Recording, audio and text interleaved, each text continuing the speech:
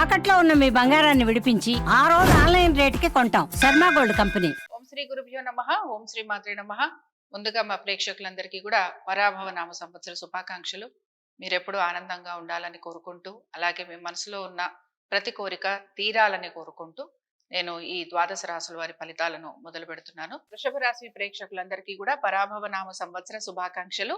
సరే, ఈ సంవత్సరం వృషభ రాశి వారికి ఏ విధంగా ఉందో పరిశీలిద్దాం. ఆదాయం అయితే 5 కనపడుతోంది, వ్యయం 14, రాజపూజ్యం 5, అవమానం 4.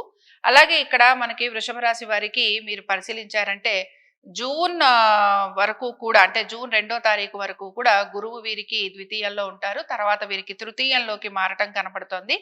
అలాగే ఈయన అక్టోబర్ 30వ తారీఖు వరకు కూడా వీరికి తృతీయంలోనే సంచరిస్తూ ఉంటారు. తర్వాత వీరికి సింహరాశిలోకి, అంటే చతుర్థంలోకి రావటం మనం పరిశీలిస్తాం.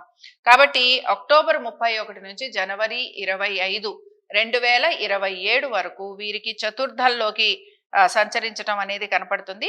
అయితే ఇక్కడ మనకి శనేశ్వరుని మార్పు అనేది అయితే ఏమీ కనిపించటం లేదు. రాహుకేతువులు కూడా డిసెంబర్ 5వ తారీఖు వరకు మారటం లేదు. తర్వాత మాత్రం రాహువు వీరికి మకర రాశిలోకి, అలాగే కేతువు కర్కాటక రాశిలోకి మారబోతున్నారు.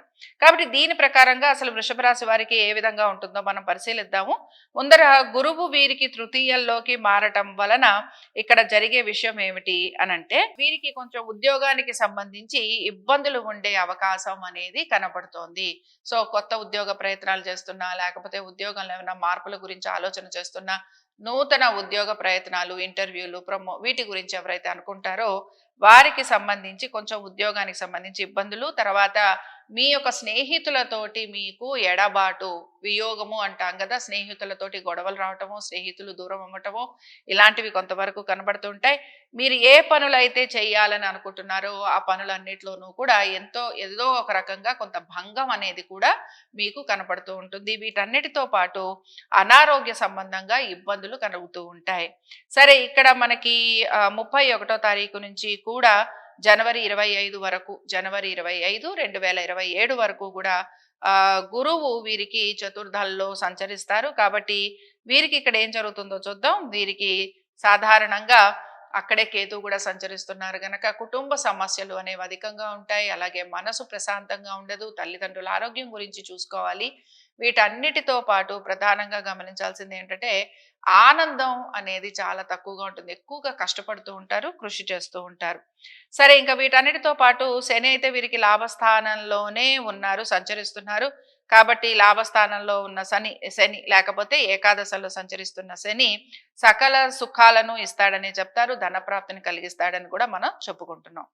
సరే, ఇప్పుడు ఇక్కడ గమనించాల్సిన విషయం ఏంటంటే, బేసిక్ గా డిసెంబర్ 5వ తారీఖు నుంచి కేతువు వీరికి కర్కాటకంలోకి వెళ్తున్నారు, తృతీయంలోకి మారబోతున్నాడు. కాబట్టి శుభ ఫలితాలను ఇస్తాడని చెప్పుకోవచ్చు. కానీ రాహు మాత్రం వీరికి భాగ్యంలోకి రాబోతున్నారు. కాబట్టి కొంచెం ఇబ్బందుల్ని కలిగిస్తూ ఉంటాడు. కాబట్టి బేసిక్గా ఇక్కడ మనం గమనించే విషయం ఏంటంటే, కొన్ని గ్రహాలు మనకి వృషభ రాశి వారికి అనుకూలంగా ఉన్నా కూడా కొన్ని గ్రహాలు మాత్రం కొంచెం ప్రతికూలతను ఇస్తున్నాయి. సరే, వీటికి ప్రకారంగా మరి వృషభ రాశి వారి ఫలితాలను పరిశీలిద్దాం. ముందుగా ఆర్థికంగా వీరికి ఏ విధంగా ఉంటుందో చూద్దాం. సంవత్సరం అంతా కూడా ఆర్థికంగా కొంత వీరికి అనుకూలత అనేది ఉంది, భయపడాల్సిన అవసరం అయితే లేదు. కానీ ఏంటంటే మీరు ఎక్కువగా శ్రమకి గురవుతూ ఉంటారు, శ్రమకి తగిన ఫలితం కోసం ఎక్కువగా మీరు ఆశిస్తూ ఉంటారు. అలాగే భూమి, ఆస్తిపాస్తులు వీటిపైన ఎక్కువగా ఖర్చు చేసేందుకు కూడా మీకు అవకాశం ఉంటుందన్నమాట. అయితే ఏంటంటే కుటుంబ ఖర్చులు కూడా మీకు అధికంగా ఉంటాయి. ఇక్కడ వృషభ రాశి వారికి నేను చెప్పాలనుకుంటున్నది ఏంటంటే, ఆర్థిక పరమైన విషయాలలో మాత్రం కొంచెం జాగ్రత్తగానే ఉండండి, ఆచితూచి వ్యవహరించండి. మీకు సమయానికి ఆర్థికంగా అనుకూలత అనేది కలుగుతూ ఉండొచ్చు, కానీ ఎక్కడో అక్కడ మళ్ళీ మీరు ఇబ్బందికి కూడా గురవుతూ ఉంటారు. సో ఎందుకంటే తృతీయంలోని గురువు ప్రత్యేకించి మీ అవసరాలకు తగినట్టుగా ఆయన హెల్ప్ చేస్తూ ఉంటాడు, కానీ చాలా బాగా మీకు ఆర్థికంగా మీకు హెల్ప్ చేస్తాడని మనం చెప్పుకోలేం. అందుకని ఏంటంటే భూమి, ఆస్తులు ఇట్లాంటి వాటి మీద మీరు ఏమైనా ఇన్వెస్ట్మెంట్స్, దీర్ఘకాలికంగా ఉండే ఇన్వెస్ట్మెంట్స్ వీటిపైన మీరు ఏమైనా పెడతాను అంటే తప్పకుండా పెట్టుకోవచ్చు. కాబట్టి ఆస్తిపాస్తులు కొనుక్కోవచ్చు, భూములు కొనుక్కోవచ్చు, వెహికల్స్ కొనుక్కోవచ్చు, దీర్ఘకాలిక పెట్టుబడులు వీటి గురించి ఆలోచన చేయొచ్చు. ఇవన్నీ మీకు బాగానే ఉంటాయి. సరే, ఇంకా కుటుంబానికి సంబంధించి పరిశీలించామనంటే, కుటుంబానికి సంబంధించి ఇందాకే నేను చెప్పాను కదండి, తల్లిదండ్రుల ఆరోగ్యం గురించి కొంచెం జాగ్రత్త అయితే చూసుకోవాలి. కుటుంబంలో ఆనందకరమైన వాతావరణం అని చెప్పను గానీ, అశాంతి అయితే ఉండదు. కానీ ఏదో ఒక రకంగా కుటుంబ సభ్యులందరూ ఏదో ఒక విషయంలో కొంచెం స్ట్రగుల్ అవుతూ ఉంటారు. అలాగే శుభకార్యాలు చేయాలనే ఆలోచన మాత్రం కలుగుతూ ఉంటుంది. శుభకార్యాలు చేసే ఛాన్సెస్ కూడా కనపడుతున్నాయి. జీవిత భాగస్వామి యొక్క సహకారం మాత్రం చాలా బలంగా ఉంటుందన్నమాట. దీంతో పాటు పిల్లల అభివృద్ధి మీకు మంచిగా గౌరవాన్ని కూడా పెంచుతూ ఉంటుంది. కాబట్టి గౌరవ మర్యాదలు సంతానం వలన పెరిగే అవకాశాలు కనపడుతున్నాయి. తర్వాత ఇందాకే చెప్పుకున్నాము, కొత్త వాహనాలు, భూ సంబంధమైన వ్యవహారాలు, ఇంటికి సంబంధించిన అలంకరణలు, ఇలాంటివన్నీ కూడా మీరు తీసుకునేందుకు అవకాశం ఉంటుంది. అయితే ముఖ్యంగా ఇక్కడ మనం ఇంకొక విషయం గమనించాల్సింది ఏంటంటే, శత్రువుల పైన విజయాన్ని సాధించే అవకాశాలు అయితే మీకు ఎక్కువగా ఉంటాయి. ఆరోగ్యపరంగా చాలా పెద్ద సమస్యలు అంటూ ఉండవు. చిన్న చిన్న ఇబ్బందులు ఏవైతే ఉన్నాయో వాటిని మాత్రం నిర్లక్ష్యం చేయకండి. అలాగే వివాహానికి సంబంధించి ఎవరైతే వివాహం చేసుకోవాలనుకుంటున్నారో, లేకపోతే వివాహానికి సంబంధించి ఎటువంటి ప్రయత్నాలు చేస్తున్నా వారికి ఈ సంవత్సరం కొంతవరకు అనుకూలంగా ఉంటుంది. అలాగే వ్యాపార సంబంధ బాంధవ్యాలలో కూడా మీకు ఆర్థికంగా అనుకూలత అనేది కనపడుతూ ఉంటుంది. ఇంకా వృత్తిరీత్యా కనుక మనం చూసాము అంటే ఆల్మోస్ట్ అక్టోబర్ ఎండింగ్ నుంచి మాట్లాడుకుంటున్నాం. కాబట్టి నవంబర్ ఫస్ట్ వీక్ నుంచి జనవరి 25 వరకు కూడా వృత్తి రీత్యా మీకు మార్పులు చేర్పులు అనేవి ఖచ్చితంగా కనపడతాయి.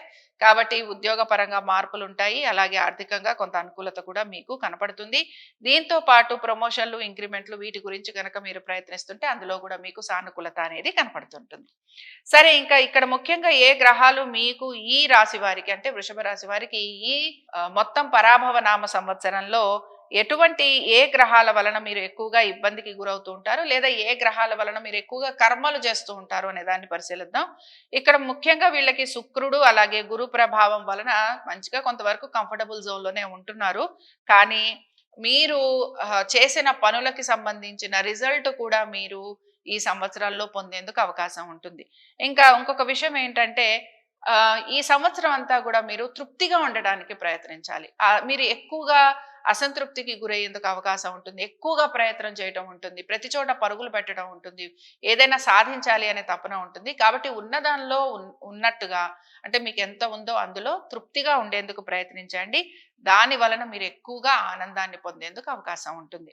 సరే, ఇక్కడ ప్రత్యేకించి మనం ఏమి యాక్సిడెంట్ ప్రోన్స్ అలాంటివి ఏమి చెప్పుకోవట్లేదు. బట్ జాగ్రత్తగా ఉండటంలో అయితే తప్పు లేదు.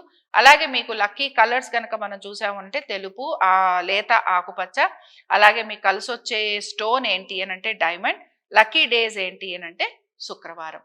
ఇవి వృషభ రాశి వారి ఫలితాలు. శుభం.